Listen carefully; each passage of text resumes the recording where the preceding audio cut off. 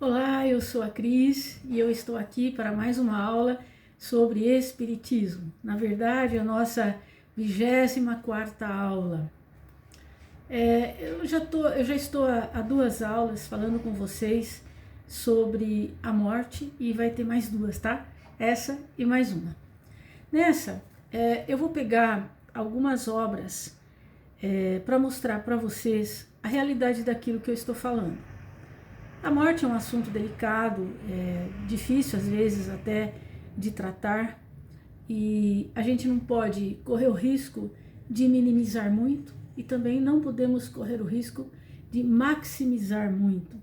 Nós temos que falar exatamente aquilo que é. Então, para isso, eu me baseio sempre nas obras básicas, né, em obras espíritas, tanto nas obras básicas como nas obras de escritores que têm um embasamento, né? Escritores consagrados, por exemplo, José Herculano Pires, Hermínio Miranda, Ernesto Bozano, Leon Denis, Kaiber Schutel, o Chico, Divaldo, Ivone Pereira, muitos que são já escritores consagrados para a gente tirar e fazer as nossas observações e passar os conceitos. Nada do que eu falo nas aulas é do que eu acho.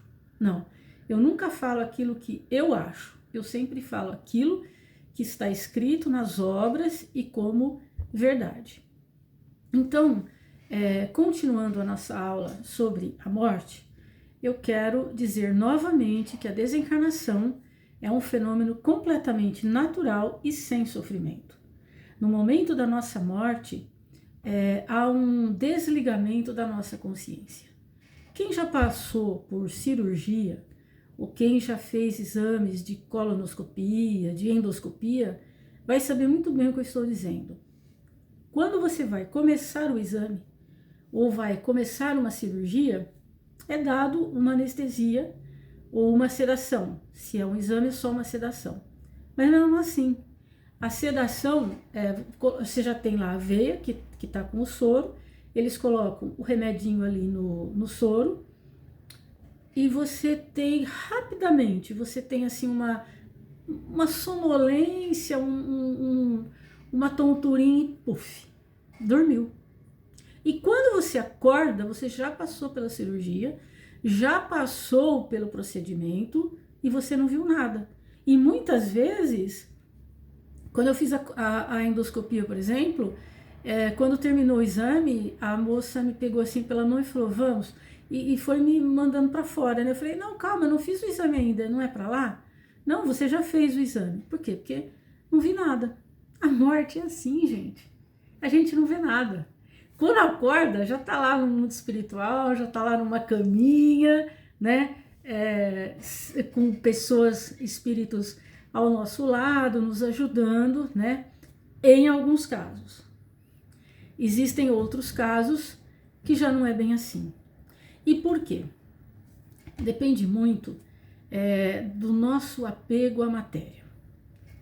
Por exemplo, eu disse que para encarnar, né, quando a gente nasce, o nosso perispírito ele vai se grudando célula, célula, molécula por molécula com o corpo físico. Na desencarnação, tem que romper esses laços, molécula a molécula, nos órgãos, tudo. Para a gente poder entender, vamos pensar numa roupa que a gente vai colocar um forro. Por exemplo, uma saia, eu vou querer colocar um forro. Para colocar o forro, vamos imaginar que eu vou costurar, né? Toda aquela parte lá lateral, toda a barra, para prender bem aquele forro na roupa, na saia, para não soltar. Agora veja bem, na hora que eu quiser tirar esse forro, tem duas possibilidades, né? Ou aquela linha, aquela costura que eu fiz, tá bem arraigada e eu tenho até dificuldade em tirar, tem que pegar uma tesourinha lá e às vezes mesmo com tesourinha eu tenho dificuldade. E existe a possibilidade daquela costura, daquela linha estar frouxa. E aí fica fácil de eu tirar o forro, só com umas puxadinhas assim, o forro sai facilmente. A mesma coisa com o nosso perispírito. Não podia ter comparação melhor. Se quando nós morremos, o nosso perispírito está muito arraigado ao corpo físico, nós vamos ter dificuldade.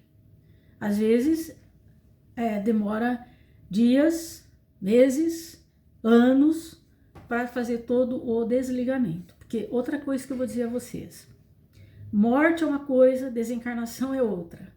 A morte é quando o corpo físico cessa as suas funções. A parte orgânica do nosso corpo parou. O coração parou, o sangue não circula mais, tudo fisicamente morreu. É a morte. A desencarnação é quando o perispírito é totalmente retirado do corpo físico. Então, eu posso ter morrido e o meu perispírito está muito ligado ao corpo físico. Então, vai demorar um pouco para acontecer a retirada total desse corpo que morreu. Ou eu morro e o meu perispírito já está frouxo. E aí é muito fácil retirar do corpo físico. Então, muitas vezes a desencarnação acontece no mesmo momento ali da morte do corpo físico. Em alguns casos raros, até um pouco antes. Chico Xavier, com certeza, saiu antes. Carber Schutel, Eurípides Barçanufo, esses espíritos, eles tiveram uma desencarnação muito fácil. E muitos outros, que eu não vou ficar citando aqui o nome deles, tá? Só para dizer para vocês da diferença. E já tem outras pessoas que demora anos para se completar a retirada total do perispírito. Mas, para a gente poder entender muito bem esse assunto e não deixar dúvidas, eu vou me basear aqui no livro dos Espíritos, tá? Vou ler para vocês, para a gente não cometer nenhum engano e para vocês terem certeza daquilo que eu estou falando. Então vamos lá para a pergunta 154 do livro dos Espíritos. Pergunta: a separação da alma e do corpo é dolorosa? Que é a grande curiosidade de todo mundo, a grande dúvida de todo mundo. Afinal de contas, a gente sofre para morrer ou não? Resposta: não. O corpo sofre frequentemente mais durante a vida que no momento da morte. Neste, a alma não toma parte. Os sofrimentos que experimenta algumas vezes no momento da morte são um prazer para o espírito que vê chegar o fim do seu exílio. É muito bom morrer. É muito bom desencarnar. Porque esse corpo é uma prisão para nós. A gente vai se sentir muito mais solto, muito mais leve. E vamos estar no nosso lugar verdadeiro, né? Que é a pátria espiritual e não aqui no planeta. Na morte natural, que chega por esgotamento dos órgãos, em consequência da idade, o homem deixa a vida sem o perceber. Olha lá o que eu estou falando. É uma lâmpada que se apaga por falta de alimentação. Quanto mais velhinho nós morrermos, melhor. Por quê? Porque o fluido vital vai se esgotando. A nossa vitalidade vai se esgotando. E já começa o afrouxamento do laço perispiritual do corpo físico. Então, o velhinho, ele já está, muitas vezes, ele já está mais para lá do que para cá. E aí, na hora da morte, é muito fácil a separação do perispírito. Pergunta 155. Como se opera a separação da alma e do corpo? Resposta: rompidos os laços que a retinham, ela se liberta. A separação, outra pergunta. A separação se opera instantaneamente e por uma transição brusca? Ou seja, há uma linha de demarcação bem nítida entre a vida e a morte? Resposta: não. A alma se liberta gradualmente, como eu falei, e não se escapa como um pássaro cativo que ganha subitamente a liberdade. Não é assim. O corpo morreu, o espírito, com o perispírito vai embora. Não, tem que romper todos os laços, molécula a molécula. Esses dois estados se tocam e se confundem. Assim, o espírito se libera pouco a pouco de seus laços. Os laços se desatam, não se quebram. Ou seja, se desata, é como a linha lá, né? O forro com o vestido, com a saia. A gente vai puxando devagarzinho, todo inteirinho, para o forro sair, para o perispírito sair. Aí ele fala o seguinte: durante a vida, o espírito se liga ao corpo por seu envoltório semimaterial ou perispírito. Já falamos sobre isso. A morte é apenas a destruição do corpo, e não desse segundo envoltório que se separa do corpo quando cessa neste a vida orgânica. Ou seja, quem morre é o corpo, o perispírito continua vivo, como já vimos também muitas vezes. A observação prova que no instante da morte, o desligamento do perispírito não se completa subitamente. Ele não opera senão gradualmente e com uma lentidão, presta atenção agora, que varia muito segundo os indivíduos. Vamos ver o que vai fazer com que cada pessoa tenha uma velocidade, vamos dizer assim, de desligamento. Para alguns ele é muito rápido e pode-se dizer que o momento da morte é aquele do desligamento, algumas horas após. É a melhor morte que tem. Para outros, aquele sobretudo cuja vida foi, presta atenção, toda material e sensual. O desligamento é muito menos rápido e dura algumas vezes dias, semanas e mesmo meses, o que não implica existir no corpo a menor vitalidade nem a possibilidade de um retorno à vida, mas uma simples afinidade entre o corpo e o espírito. Não é porque o perispírito está lá que não se desligou que o corpo pode voltar à vida. Não, o corpo está morto, não vai voltar à vida, não existe milagre. Né? O coração já parou, tudo parou, está morto. Mas o perispírito ainda está lá. Por quê? Por conta do nosso apego à vida material, principalmente.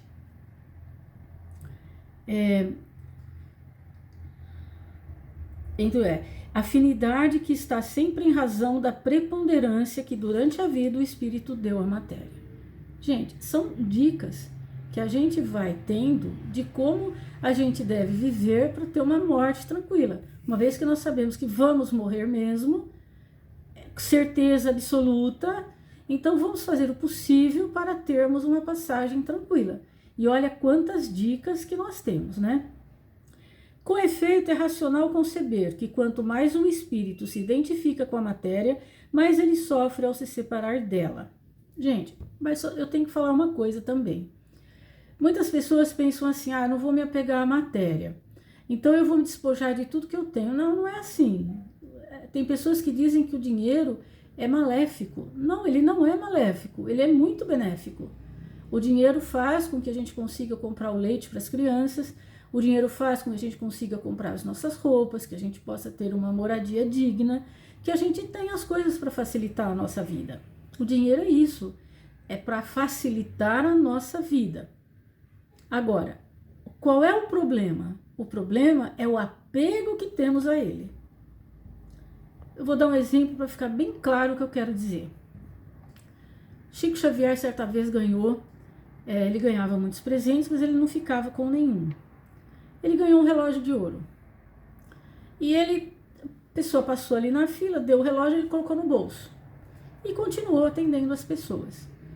Lá no fim da fila tinha uma velhinha e ela chegou pro Chico. Oi, Chico, tá? E o Chico falou, como é que você está, minha irmã? Você está tomando os remédios direitinho, na hora certa? Olha, Chico, eu estou tomando os remédios. Mas como eu não tenho relógio na minha casa, o horário é que eu acho que fica meio atrapalhado, porque eu não tenho como tomar o remédio na hora certinha, porque na minha casa não tem relógio. Ah, minha irmã, por isso não. Olha, eu tenho aqui um que eu acabei de ganhar. Fica com ele, para você não perder mais hora.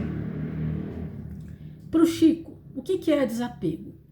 Para o Chico, o relógio, o que importa é a utilidade que ele tem. Se ele é de plástico, se ele é de aço, se ele é de madeira, se ele é de ouro, se ele é do que for, pouco importa. Porque ele não está apegado a essas coisas. Para ele, o que importa é o relógio. Não importa se é de ouro ou se é de plástico. É a utilidade que ele tem. Assim deve ser a nossa vida. Nós temos que ter as nossas coisas para facilitar a nossa vida, mas não ter apego a essas coisas. Eu vou falar mais sobre isso, inclusive eu vou pegar uma aula só para falar sobre o dinheiro. Eu acho que é muito importante, porque as pessoas têm uma crença muito errônea a respeito disso. Vou pegar uma aula só para isso.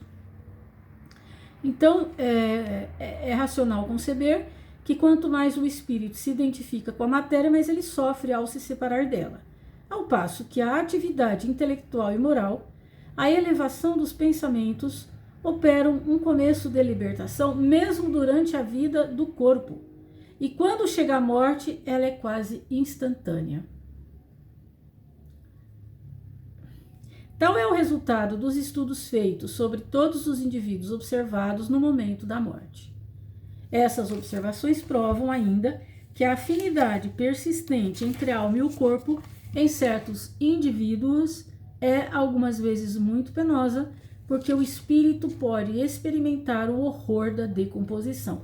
Cuidado agora, não é com todo mundo, veja só. Esse caso é excepcional, é raro e particular a certos gêneros de vida e a certos gêneros de morte. Ele se apresenta entre alguns suicidas. Então, muito cuidado com isso. Tem pessoas que sentem a decomposição dos corpos? Tem, mas não é tão comum como se pensa. Porque os católicos morrem de medo do inferno e os espíritas morrem de medo do umbral. A gente tem que parar com esse negócio de ter medo. A gente tem que viver a nossa vida de acordo com as leis de Deus, para que a gente possa não ter medo de nada, ter a nossa consciência tranquila, né? Os suicidas eu também vou tirar uma aula para falar sobre eles, embora não vai ser tão já. Eu vou demorar bastante para falar sobre eles, mas tem um livro da Ivone Pereira do Amaral, Ivone do Amaral Pereira, agora não sei certinho, chama Memórias de um Suicida. Eu vou reler esse livro, eu vou fazer um resumo e vou passar para vocês, mas não vai ser agora não, porque é um tema assim meio pesado Mas eu vou adiantar o seguinte, viu, gente? Não é todo suicida que sofre tanto quanto se pensa, embora todos sofram, porque na verdade é um crime, né? Tirar a própria vida, porque a gente não faz a vida, então também a gente não tem o direito de tirá-la. Mas existem muitas variedades, muitos assim, nuances, né, do suicida, porque tem o suicida que premeditou friamente, tem o suicida que num ato de desespero foi e se matou, tem o suicida que se matou por uma obsessão ou por uma possessão. Então tem assim, varia ao infinito e portanto o sofrimento também varia ao infinito. Mas isso a gente vai ver também uma aula só sobre isso, embora bem mais para frente. Pergunta 156. A separação definitiva da alma e do corpo pode ocorrer antes da cessação completa da vida orgânica? Ou seja, será que o meu perispírito pode sair do corpo antes de eu morrer? Antes do meu corpo parar de funcionar? Algumas vezes. Na agonia, a alma já deixou o corpo e não há mais que a vida orgânica. O homem não tem mais consciência de si mesmo e, entretanto, lhe resta ainda um sopro de vida. Só está o corpo ali agonizando. O espírito já saiu.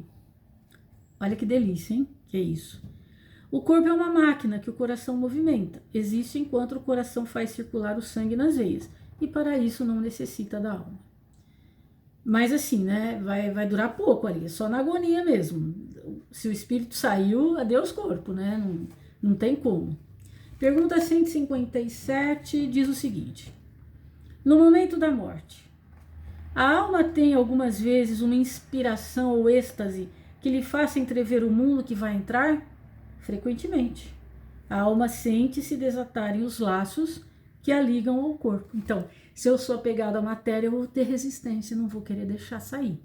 Porque eu quero ficar, eu quero ter o controle de tudo, eu quero as minhas posses, eu quero o meu dinheiro, eu quero a minha família, eu quero tudo que é meu, eu não vou deixar nada para ninguém não, então eu faço resistência para sair. Ao passo que se eu não tô ligando para nada dessas coisas, eu saio facilmente. ela faz então todos os seus esforços para os romper inteiramente. Já em parte desligada da matéria, vê o futuro se desenrolar diante dela e alegra-se por antecipação da situação de espírito. É muito bom ir para o mundo espiritual. Coisa mais deliciosa que tem é ir para o mundo espiritual. Pergunta 159, vou pular 158. Que sensação experimenta a alma no momento que se reconhece no mundo dos espíritos? Quer dizer, passou pela morte, teve o desligamento, está no mundo dos espíritos. E aí? Depende.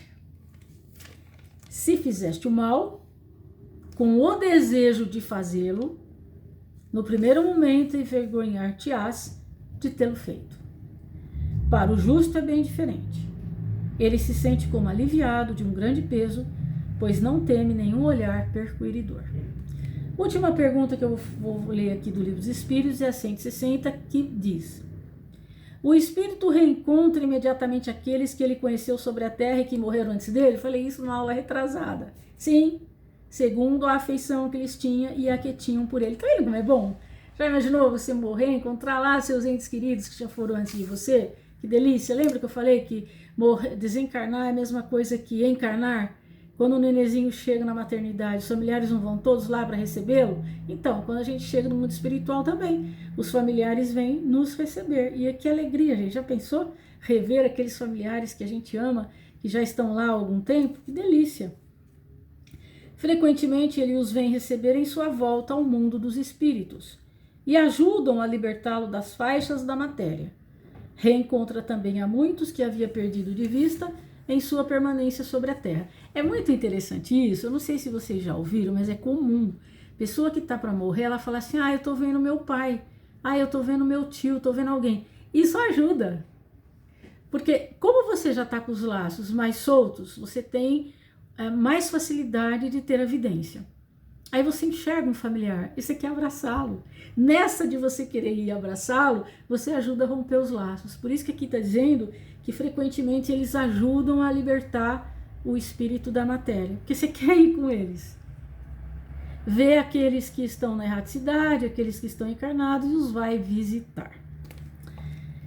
Bom, gente, agora eu vou pegar... Nossa, 22 minutos já.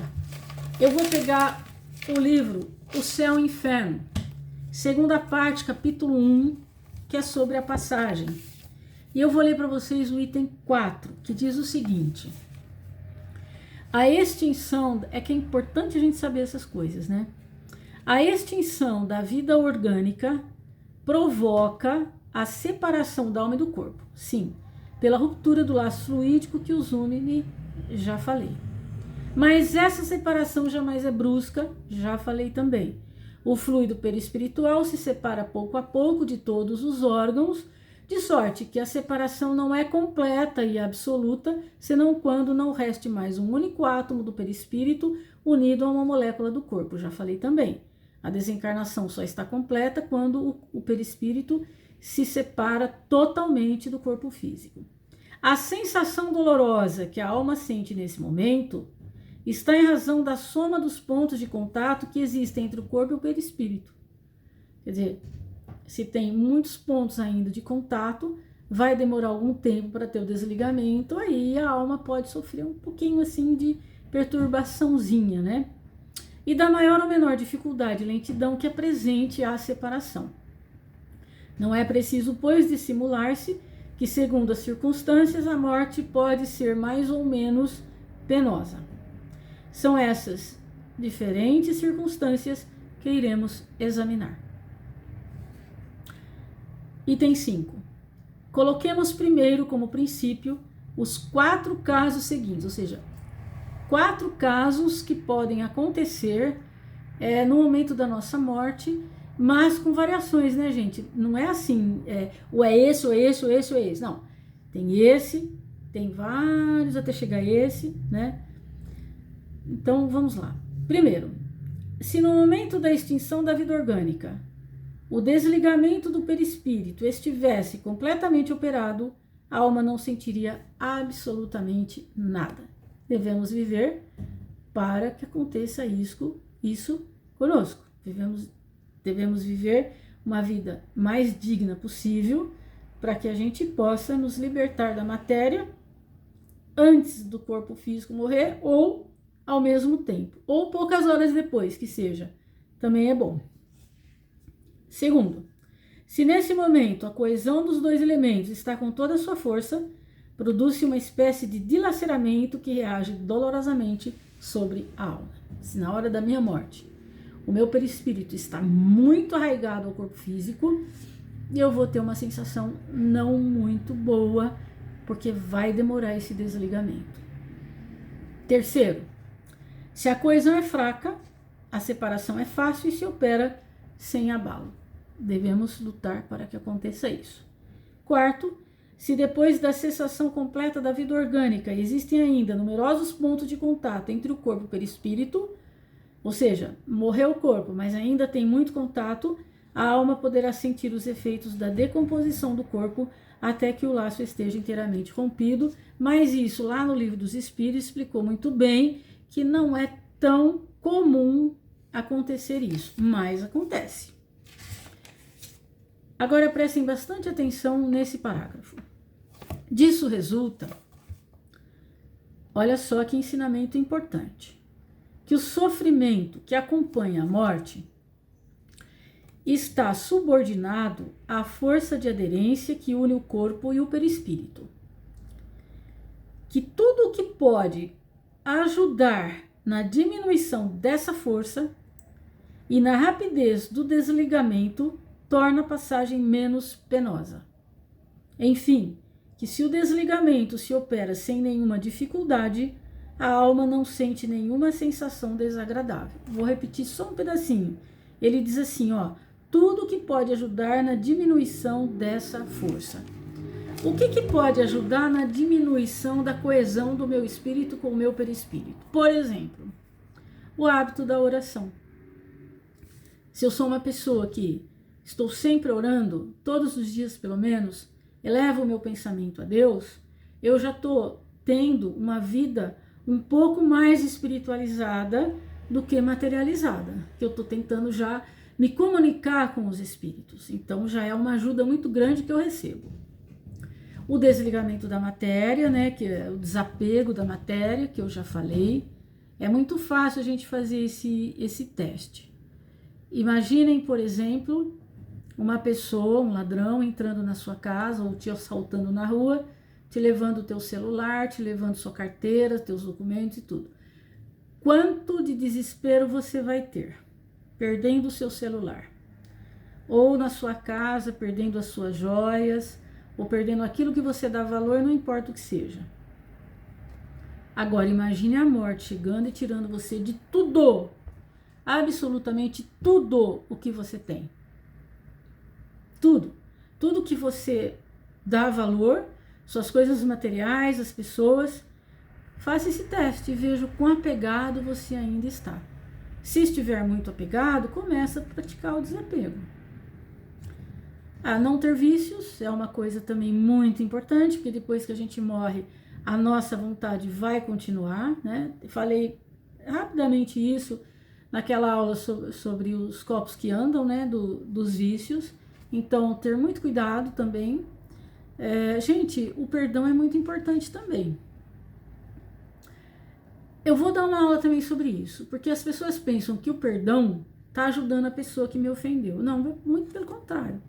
Quando eu perdoo uma pessoa, eu estou me ajudando. Porque o que é perdoar? É esquecer o que ela me fez? Não, gente.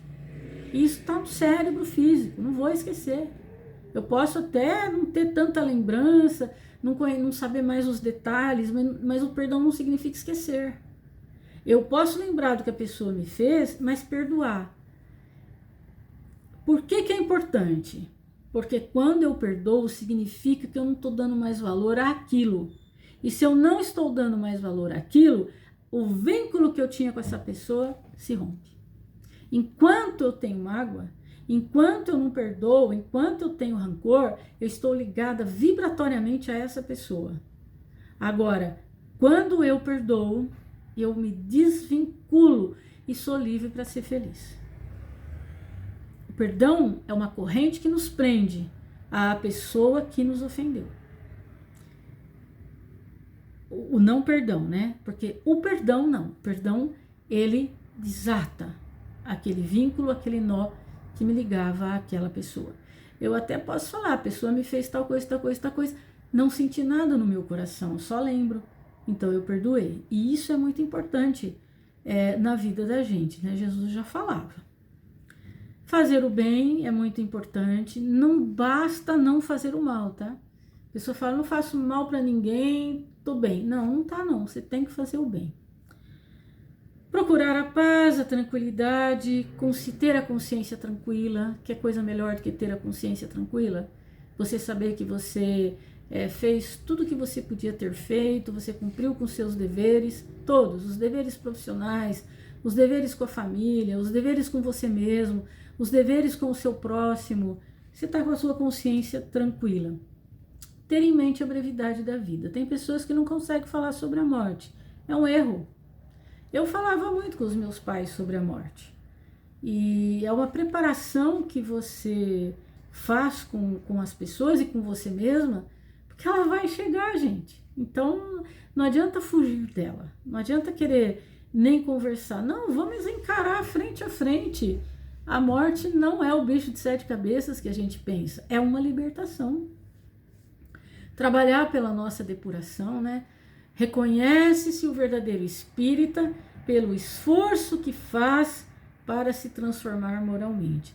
Não diz que o verdadeiro espírita é aquele que se transformou, mas diz o verdadeiro espírita é aquele que faz esforço. Então é importante nos esforçarmos, refletirmos para ver qual que é o nosso defeito que a gente tem que vencer. Quando você for fazer essa reflexão para tentar se melhorar, procura ver o defeito que mais afeta as pessoas, que causa problema com as pessoas. E tenta começar por eles, né? Para você não trazer desgosto para ninguém, não trazer conflito com ninguém. Eu sei que é difícil, gente, mas não é impossível.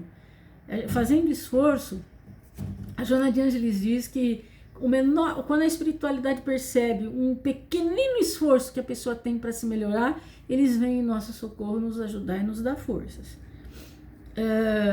Gente, também assim, olha, os excessos, né? Da alimentação até o sono, né? A gente tem que ter um sono de acordo com a nossa necessidade, né? Dormir demais faz mal, dormir de menos também faz mal. Por quê? Porque vai minando a nossa resistência, vai tirando a nossa vitalidade.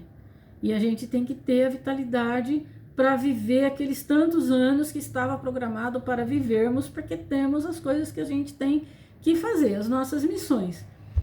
Não são grandes missões, às vezes a missão é cuidar de um parente, mas a gente tem esse compromisso, então a gente tem que estar bem para poder conseguir fazer aquilo que a gente se propôs, né? Não ter muitos pensamentos negativos, enfim, fazer aquilo que Jesus nos pediu para que fizéssemos, né? E aí a gente vai ter uma morte mais tranquila. Eu vou ler o item 7 e vou encerrar aqui o céu e o inferno também. O momento do último suspiro não é, pois, o mais penoso, porque o mais comumente a alma não tem consciência de si mesma, que eu já falei para vocês. Mas antes, ela sofre pela desagregação da matéria durante as convulsões da agonia e depois pelas angústias da perturbação. Apressemo-nos em dizer que esse estado não é geral. A intensidade e a duração do sofrimento, como dissemos, estão em razão da afinidade que existe entre o corpo e o perispírito. Ele está sempre falando isso, está sempre repetindo sobre isso, que é para ver se a gente aprende, né? Quanto mais essa afinidade é grande, mais os esforços do espírito para se libertar de seus laços são longos e penosos. Mas há pessoas nas quais a coesão é tão fraca que o desligamento se opera por si mesmo e naturalmente. O espírito se separa do corpo como um fruto maduro, se destaca do seu caule. É o caso das mortes calmas e de sonhos pacíficos. Então, vamos aprender, né, como devemos viver e vamos fazer os esforços necessários para isso. Vou falar para vocês depois, numa aula, só sobre morte coletiva também. Quando eu for falar sobre a lei de causa e efeito, eu falo sobre a morte coletiva. O suicídio também vou falar bem mais para frente. Então, eu vou ver agora o seguinte.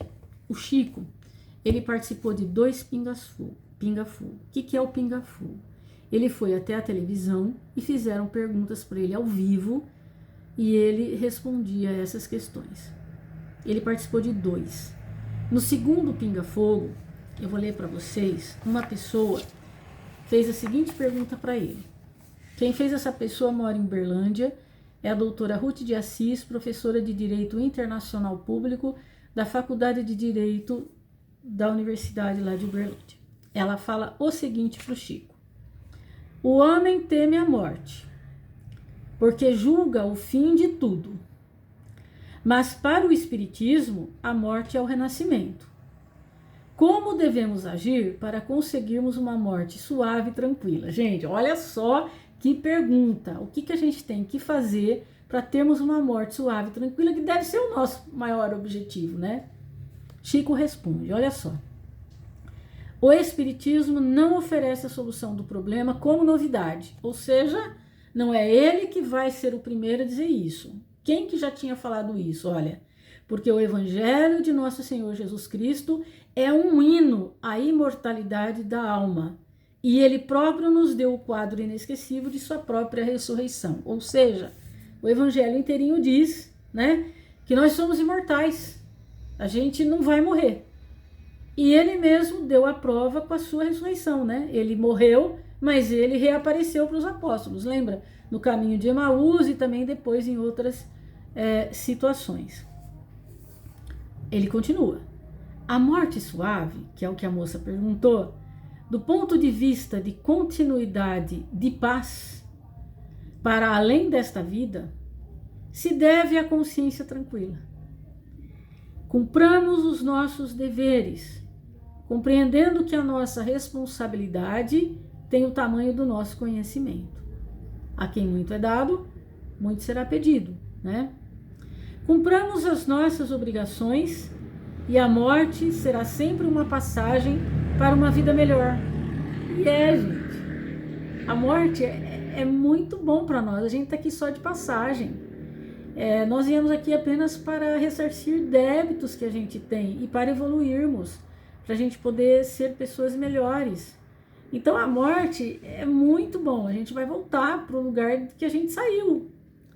Mas se adquirirmos complexos de culpa, nós estamos criando cadeias que nos aprisionam a processos de vida inferior, que é o que eu vou falar na próxima aula. Próxima aula eu vou falar para vocês para onde a gente vai depois da morte. Então eu vou falar do umbral, vou falar das zonas de sofrimento e vou falar das colônias espirituais. Então ele diz aqui, olha, o complexo de culpa que temos, ele é que cria cadeias que nos aprisionam a processos de vida inferior. E vamos emitir de nós mesmos irradiações perturbadoras. Lembra da aura? Lembra da luminosidade do perispírito? Ou da obscuridade do perispírito? Suscetíveis de criar muita luta, muito conflito naqueles de quem nos aproximamos, porque criamos esses conflitos em nós mesmos. Ou seja, não é Deus que vai nos julgar, nós vamos nos julgar. Nós, através do nosso complexo de culpa, de sabermos que fizemos coisas erradas, de sabermos que infringimos as leis de Deus. Esse complexo de culpa é que vai fazer com que a gente vá para as zonas de sofrimento. Além do peso específico do perispírito, que eu já falei também em aula passada, porque o perispírito, ele vai ter um peso específico, e aí a gente vai ser encaminhado para um local outro ou outro. Muitas pessoas pensam que o umbral é estado de consciência, de verdade é mesmo, mas também tem uma região geográfica, e eu vou mostrar isso para vocês e vou provar para vocês. Inclusive no nosso lar, lá diz aonde que é o umbral, e eu tenho a foto também e vou mostrar para vocês. E eu fui, agora em agosto, eu fui com a Márcia para Juiz de Fora, num congresso espírita. E lá tinha um cara que desenhou colônias espirituais com a inteligência artificial. É a primeira vez que se faz isso. Baseado no que Chico fala das colônias, do que Divaldo fala e de outros falam. Inclusive de zonas de sofrimento. Eu vou fotografar e vou pôr para vocês as fotos. A aula que vem vai ser bem bacana, viu? Que eu vou falar sobre as colônias espirituais e as zonas de sofrimento. Então, encerro por aqui essa aula, já tem 40 minutos, nunca fiz uma aula tão longa, que eu lembro que eu prometi para vocês que ia ser curta as aulas, né? Mas hoje não deu, não podia interromper aí o assunto. Eu desejo para vocês uma semana cheia de reflexão, viu? E cheinha também de vontade de se melhorar, de fazer esforço, de refletir para ver o que tem que ser melhorado e os esforços necessários para melhorar, tá certo? Que esse seja o nosso objetivo, né? Nos empenharmos para sermos pessoas melhores, porque temos que ser mesmo, mas também para termos uma morte suave, tranquila, com a consciência tranquila. Um beijo carinhoso a todos vocês e até quarta-feira, se Deus quiser. Um abraço.